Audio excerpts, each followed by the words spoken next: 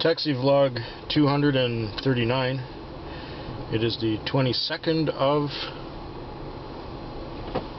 January, the year of 2013.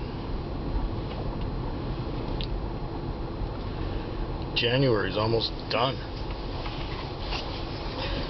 After tonight, there are just 2 more nights I'm going to be working this car. I can't wait, because this is a fucking shitbox, and I am tired of coming to work and then not liking where I am, since I'm in this car for 10 or 11 hours at a time. And you can probably hear the tailgate rattling back there, and other things will be making noise as we go along.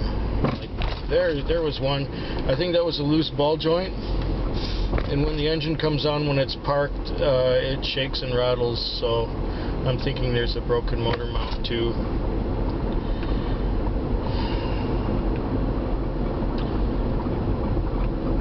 Yeah. So, how was my week?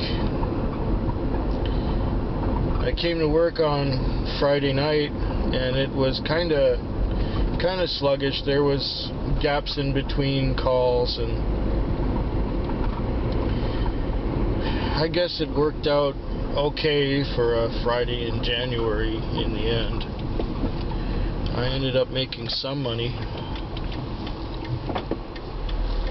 I didn't have trouble from anyone. I stayed away from downtown as usual.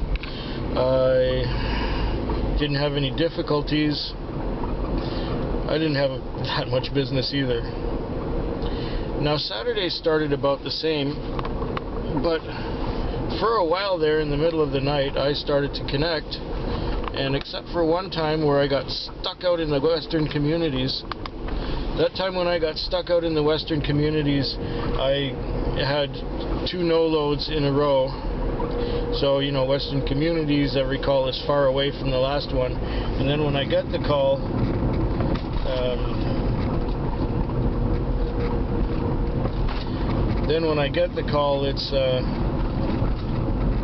it's old by the time I get it, and by the time I get there, and then I call the people and they say, oh, we took another cab, or they didn't even answer their phone and they weren't there. But then I had another call up there and I got away, and the girls were these young spoiled bitches. Can you play some music? Can you turn the heat up? There's plenty of heat in here already, and the music just takes away from my concentration, especially the kind of music these kids want to hear. So I turned the radio on, and I turned the heat up, and I got them where they're going, and I still didn't get a tip. Oh well. Doesn't matter. I drove back into town, and I finished my night. A good deal better than the Friday, which was alright. Came out on Sunday, and Sunday started slow, and I think I had my lease on by 11 when I called Cindy to say hi. And the rest of the night worked out pretty well because I got lucky and had some longer fares, which, you know, there was a couple out of town, and I did okay. And on one of those instances where I went out of town, I got another one coming back into town after dropping off in the western communities. I dropped off way up on, well, I mentioned Finlayson Arm Road before, and I ended up at that same place. I think it's called Falcon Heights. If you can Google that one, it's quite obscure. Or Google Map it or something like that. It's right up in the woods. Anyway, that was good for $60 fare to take these boys out from here. And then when it was around 4 o'clock, I got pinged while coming down the highway just to take the next exit. I took the next exit, and a couple streets off of that, that's where my next fare was. And that was good for, you know, $30 coming back most of the way into town. So I really scored. I think in that 1 hour I made like $90. It was excellent. But it was all Interac, so I had leftover Interac. Interac paid for my lease on Sunday night, and I had leftover Interac to pay half of my lease last night. And fortunately, last night I only had one Interac for $17, so I got caught up. The owners don't owe me anything right now, and I have 2 more shifts to work after this one. So this is the Tuesday, and then I will work Friday and Saturday, and then that's it for this car, and that's it for this owner. And I'll be driving something else. I'll be driving the car that belongs to a good friend, personal friend of mine. And years ago he said, I'm going to buy my own taxi someday, and I'll want you to be the night shift on it. And I kind of thought, yeah, whatever, you know, sure, but you know, I think it's 6 or 7 years later, and it's coming to fruition. The guy owns a taxi. He doesn't want to drive it all week because he's got another job coming up, and so I'm going to be helping him out. I'll be driving his car. Last night I came to work. I had a feeling of dread. It was such a dreadful feeling of dread that I thought maybe I should sit it out and go back home. Well, I went into the parking lot where I like to sit, and I sat there and I watched videos. I watched a whole bunch of videos, and I think I was in that parking lot for about an hour when I got my first call, and it was to a restaurant really nearby for Amanda. So I get there, and I'm waiting in front of the restaurant. I see 2 people coming out. They get into a car that's parked nearby. 2 other people come out, and they get into a car that's parked nearby. Then I see the head and face of, I guess, a waitress, and she's looking through the glass door over a bush. So I just see her head looking over a bush. Then I see her opening the door, but she's not coming out. Then a guy comes staggering out a little bit, and I'm thinking, oh goody, a drunk. Okay, we'll put our best face on this one. Guy gets in the back, and I said, good evening, how are you doing? Drunk, he says. Great, so where do you want to go to? He gives me an address. It's not far away, and I'm going, oh good, it's going to be a short ride. I'll get rid of this putz real soon. Well, he doesn't say anything, and I hear him going for his keys. I hear his keys going tinkle tinkle in his hand, and then I'm going, okay, he's got his keys out. He's at least he's able to do stuff and presumably pay. So he says, you take a card? I said, yeah, I take cards. And so he gives me a care card. Now, a care card is the kind of card that has to do with our provincial health system. When you go to the doctor's office, they swipe that card, and that's what they send to the government with a form to get paid. So they get paid after, you know, when you give them the patient card, they get you all your information, and they know what to send to the government to get reimbursed for doing whatever they do, you know, checkup or, you know, injection or whatever. So he gives me his care card, and I say, I'm sorry, I can't use that. I need a debit card or a credit card or cash. And it's like $5.80 on the meter. I say, so, like, do you have a $5 bill? And he says, that's all I got. And I said, this card, you see, is what you give to your doctor. When you go see your doctor, you give him this card. I need a different card. I need a credit card or a debit card or cash if you have it. That's all I got. And I just said, just get out. I should have driven him back to the restaurant. But no, I wasn't going to waste any more time on him. Besides, it was only $5.80. But the point is that I waited an hour for that $5.80. And I didn't get that $5.80 because he was being a dink. So I didn't get paid for that. Fortunately, my next call was fairly soon.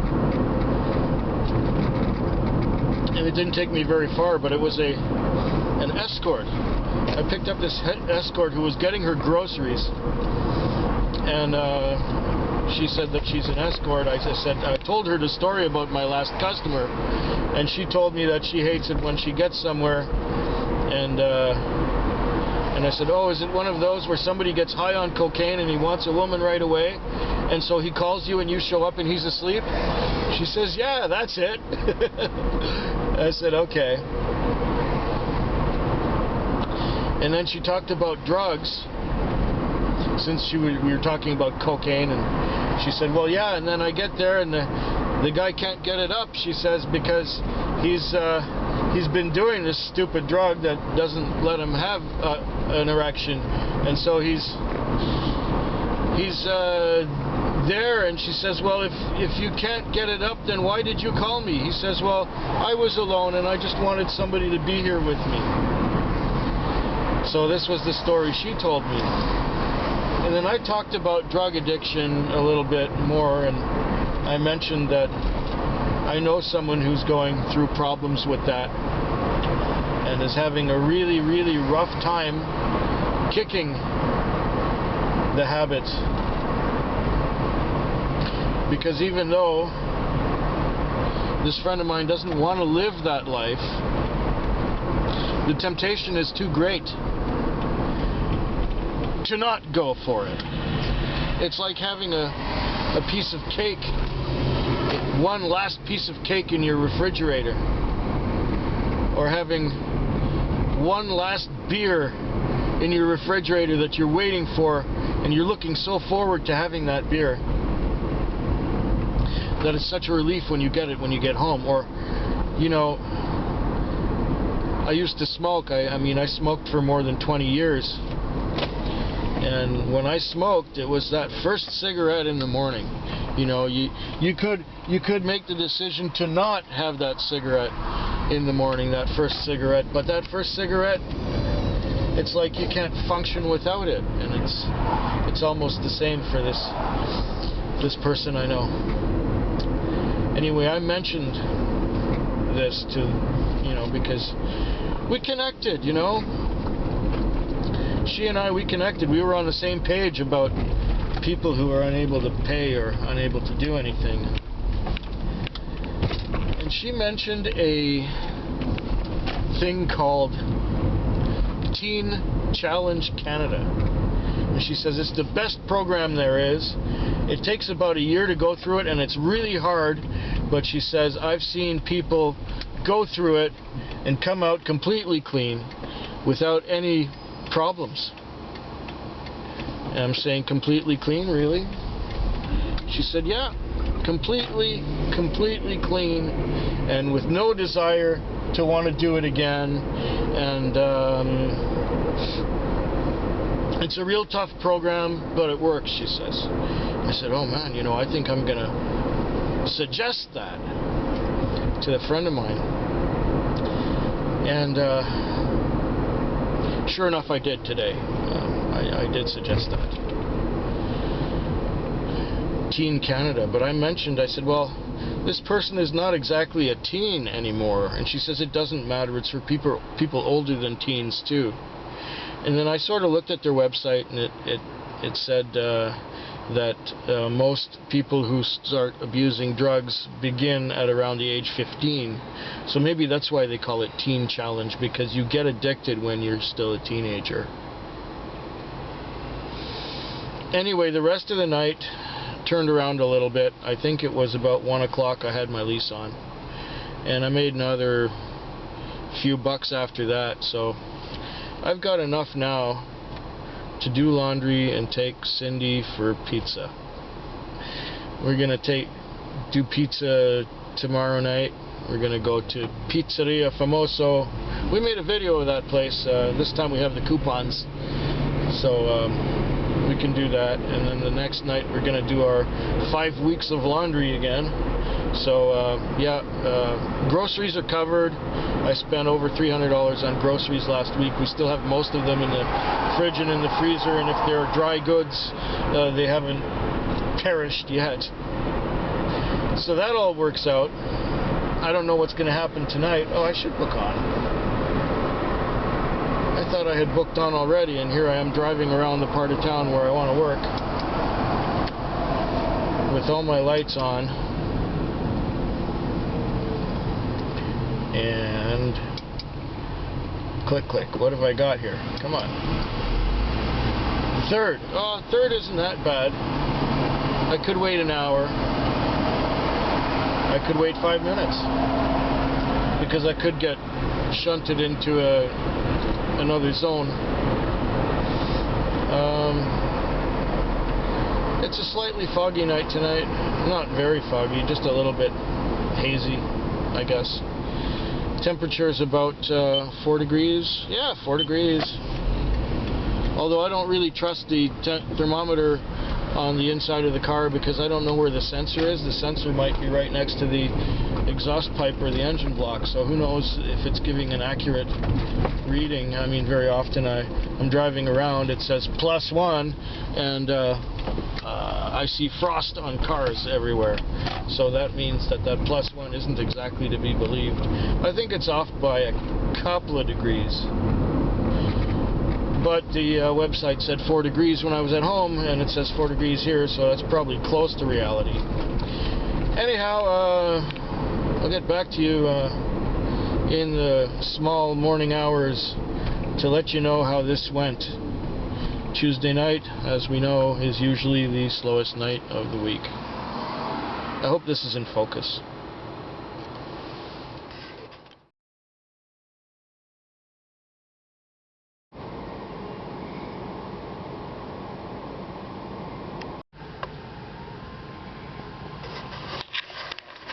Okay, so now it's 12:35 in the morning, and I just got my lease on.